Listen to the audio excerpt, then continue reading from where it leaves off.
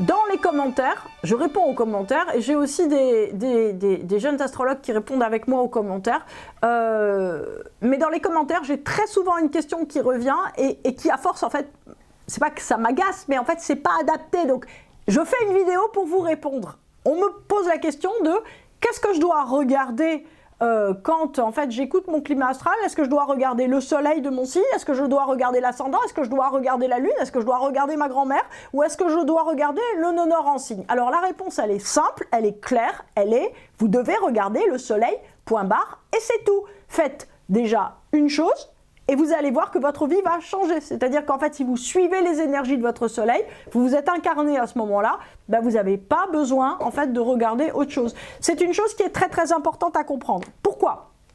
Parce que, qu'est-ce que c'est en fait que la position du soleil dans un thème natal? Le soleil en fait n'est pas un point très important du thème natal, hein. Vous avez totalement raison de poser la question, c'est-à-dire que le soleil correspond à peu près à 2% de la structure d'identité de quelqu'un, donc c'est très très peu, hein, 2%, on est tout à fait d'accord. Sauf que, si vous voulez, c'est le bout de chaîne. C'est-à-dire que le soleil, c'est le point d'incarnation. C'est ce qui va vous permettre, en fait, d'être, alors on le dit techniquement, d'être le dispensateur énergétique de la totalité du thème natal. Donc ça veut dire que c'est du soleil, d'une certaine manière, tout va converger et tout va re-rayonner dans l'autre sens.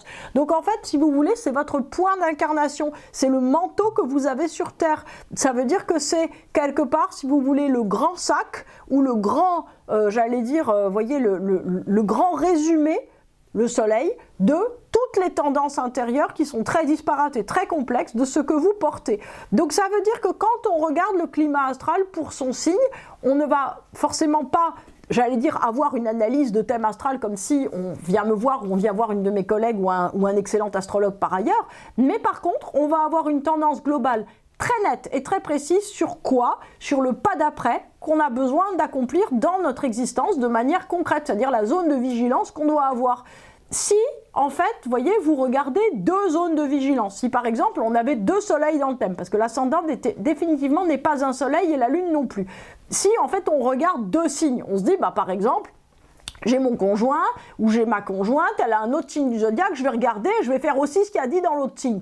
Et ben en fait, c'est un petit peu comme si vous couriez dans deux directions opposées pour atteindre un but. Et en fait, je sais pas si vous avez déjà essayé en fait de courir dans deux directions différentes pour atteindre un même but, mais si vous le faites, vous constaterez que ça marche pas vachement en fait. L'idée, si vous voulez, c'est vous avez un focus, vous avez un but, c'est votre soleil en signe, là où vous êtes né, courez vers ça.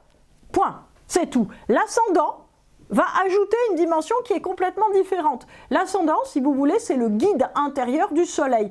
Est-ce que vous êtes votre ange gardien? Bah, on aimerait, mais c'est pas le cas en fait. C'est-à-dire qu'il y a autre chose. Alors, Carl Gustav Jung dit que effectivement il y a une espèce de soi supérieur écrit avec une grande majuscule ressemblant à un serpent lumineux qui est effectivement notre guide supérieur et que ce soi c'est comme en fait une image, j'allais dire de maturité de notre personnalité, de qui on est, etc. Donc cette image de maturité est une espèce de guide intérieur. Selon Carl Gustav Jung, il n'y a pas forcément d'ange gardien, enfin je sais pas ce qu'il dit techniquement sur les anges gardiens, mais peu importe. Mais en tout cas, il y a une espèce de, j'allais dire, de soi supérieur qui nous guide. Il y a un soi supérieur qui nous guide, c'est évident, c'est-à-dire que nous sommes en fait une petite graine, hein, d'accord, on est une petite graine, on est par exemple une petite graine de tournesol ou de chêne, et ce qui est clair, c'est que quand on sera maturité, on sera un magnifique tournesol ou on sera un magnifique chêne. Et ce qui est sûr, c'est la notion de pattern dont parle Dan Rudyard, c'est-à-dire que nous sommes une structuration qui va se déployer au fur et à mesure du temps, d'accord, et cette structuration en fait ne peut donner que ce qu'elle était, on va dire, dans sa structure d'ADN de base de sa petite graine. Donc, ce qui est certain, c'est qu'on ne va pas se déployer en autre chose que ce qu'on est. Est-ce qu'on a besoin, en fait, d'essayer de contrôler, en l'occurrence, notre ascendant et de contrôler notre pattern, notre ADN intérieur? Vous pouvez toujours essayer, mais en fait, ça ne va rien changer. Si vous êtes un tournesol et que vous rêvez d'être un chêne ou d'être un, je ne sais pas moi, un bouquetin de montagne, ça marchera pas en fait, vous êtes un tournesol et c'est tout. Vous pouvez imaginer dans votre tête aussi longtemps, dans votre tête et dans votre thème, aussi longtemps que vous voulez que vous n'êtes pas un tournesol mais un bouquetin de montagne. En fait, vous aurez juste des belles fleurs jaunes, des belles feuilles jaunes, vous voyez, des pétioles jaunes, mais vous ne serez pas un bouquetin qui peut courir de rocher en rocher. Donc en fait, si vous voulez, le fait d'essayer de contrôler l'ascendant n'a aucun poids. Pour revenir à la question des anges gardiens, le point qui est très important, c'est qu'il y a cette espèce de soi supérieur, et c'est très bien expliqué dans la, qu'est-ce que je veux dire, cosmogonie indienne. Ce soi supérieur, en fait, fonctionne avec des âmes parentes ou des âmes amies. Ces âmes parentes ou ces âmes amies, c'est effectivement, ça peut être dans l'astrologie indienne, par exemple, ou dans la mythologie indienne, des devas. Ça peut être des petites entités qui sont entre mi-chemin entre ciel et terre, alors qui sont beaucoup plus espiègles dans la mythologie indienne que dans l'imagerie chrétienne des anges gardiens. Les anges gardiens ne sont pas connus pour être espiègle, c'est dommage, le mien il est très espiègle, mais voilà, mais en vérité ils le sont. Mais en tout cas, si vous voulez, c'est un petit peu comme des âmes qui sont à la fréquence de notre soi supérieur, d'accord, et qui nous guident. Et je veux dire, comme ce sont des êtres tout à fait responsables et tout à fait adorables, ils sont, forcément, ils sont angéliques même, on peut le dire. Donc en fait, ça veut dire quoi? Ça veut dire qu'ils se sont gaulés, en fait, de nous guider, ce qui ne doit pas être très très drôle tous les jours a priori, puisqu'ils nous disent: il y a un mur, arrête de courir, t'as pris le mur. Bon, ok, alors maintenant tu vas changer de direction, tu vas aller à droite, eh ben tu cours encore vers le mur. Eh ben non, mais tu t'es fait mal, tu l'as pas vu, va à droite, tu veux toujours pas m'écouter. Et ils font ça en fait toute la journée, c'est-à-dire qu'ils essayent de nous guider dans la bonne direction, et nous on veut pas parce qu'on veut décider. Nous on veut pas parce qu'on veut décider, c'est notre soleil. L'ange gardien, il nous guide dans la bonne direction. Donc est-ce qu'on a besoin de regarder le climat astral pour guider nos anges gardiens, pour savoir comment ils vont nous guider? Franchement, c'est pas la peine, laissez tomber. Par contre, essayez de mettre votre soleil en rapport avec votre climat astral. Pourquoi? Parce que ça permettra en fait à votre ange gardien de vous aider à éviter les murs. Vous voyez, c'est un peu comme de la collaboration, comme on dit, c'est du win-win. Voilà, l'ange gardien il est content, voilà, et en même temps vous avancez, parce que prendre des murs au bout d'un moment ça fait mal à la tête, on l'a tous remarqué. On me pose aussi la question de savoir, donc j'espère que j'ai été clair sur soleil ascendant, pas la peine de regarder l'ascendant, arrêtez de regarder l'ascendant, je pense que les anges gardiens, sinon ils vont se dire elle n'a pas été assez claire, tu recommences une vidéo Nikia s'il te plaît. Ok, donc j'espère que j'ai été assez clair. Maintenant, est-ce qu'on regarde le signe du nœud nord? Là encore, si vous avez du temps à perdre, regardez le signe du nœud nord. Ce n'est pas la peine. Pourquoi? Là encore, le nœud nord, qu'est-ce que c'est en termes énergétiques par rapport au soleil? C'est la direction supérieure de votre vie que vous devez avoir une fois que vous aurez, on va dire, défait vos blocages, défait vos nœuds intérieurs. C'est-à-dire que, en fait, si on se dit que l'ascendant, c'est le petit ADN qui est à l'intérieur de la graine qui va décider si vous êtes un bouquetin des montagnes, une graine de tournesol ou un chêne, ça c'est l'ADN, c'est le pattern, c'est l'ascendant. Qu'est-ce que c'est que le nœud nord? Ce sont les conditions, j'allais dire, de bon déploiement. Le bouquetin, c'est les rochers, c'est la haute montagne.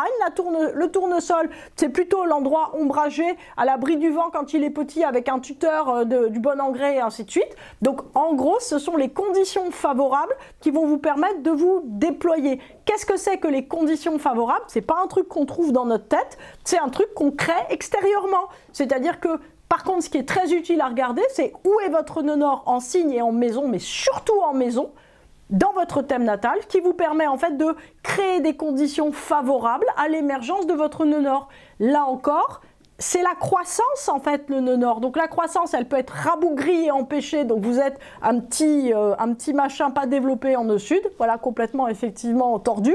Soit vous êtes un grand beau déploiement de ce que vous êtes, un magnifique tournesol avec plein de feuilles, plein de graines qui va donner des millions de tournesols, ou bien vous êtes un chêne qui va donner des millions de chênes, ou un bouquetin qui va donner des bouquetins qui vont couvrir la terre entière, voilà.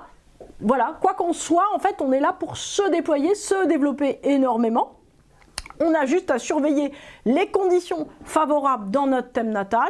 Mais en fait, si, là encore, on s'évertue, on fait ce qu'on peut pour défaire nos blocages, et bien la croissance, elle est accélérée sans qu'on la contrôle. Dans notre société, c'est ce que je dis souvent à mes élèves, le gros problème, c'est qu'on a un problème de contrôle. C'est-à-dire que au fond, on n'aime pas la contrainte dans notre société. On n'aime pas sa maison, on la vend. On n'aime pas son mari, on s'en sépare. On n'aime pas son épouse, on s'en sépare. On n'aime pas ses enfants, on les met à la SPA. On n'aime pas les chiens, on les met à la SPA ou on les tue. On n'aime pas les contraintes horaires, on change notre travail. On se sent pas épanoui, on fait quoi? En fait, nous, dans notre vie, dans notre société de 2023, et non pas de 1923, de voilà, du monde européen français, quand on n'aime pas un truc, on se demande comment le dégager. On n'aime pas notre voisin, on se dit il pourrait déménager. On n'aime pas notre ami, on arrête d'avoir un ami. En fait, l'idée, c'est que nous, on a la logique, on a développé. Alors, il peut y avoir une logique, j'allais dire, très satisfaisante dans le fait d'enlever des choses qui ne sont pas adaptées dans notre vie, c'est vrai. Sauf que, si vous voulez, on a développé le côté complètement hyperlaxe de se dire, ça va pas, je le dégage. Ça, on sait très très bien faire. Et en fait, si vous voulez, l'idée, c'est que, effectivement, dans la structuration de notre vie, de notre être, etc., en fait, on devrait accepter de grandir avec une contrainte, et s'il y a quelque chose qui n'est pas convenable, ne vous inquiétez pas, comme je le dis souvent, ça va s'en aller. C'est-à-dire qu'il y a un moment, ce qui ne va pas se détache de vous, tout simplement. Ce qu'il faut en fait avoir, j'allais dire, en focus mental, c'est le fait de grandir, c'est la croissance constante de notre être, et à partir du moment où il y a une croissance, ce qui n'est pas adapté, ce qui n'est pas juste, se détache tout simplement.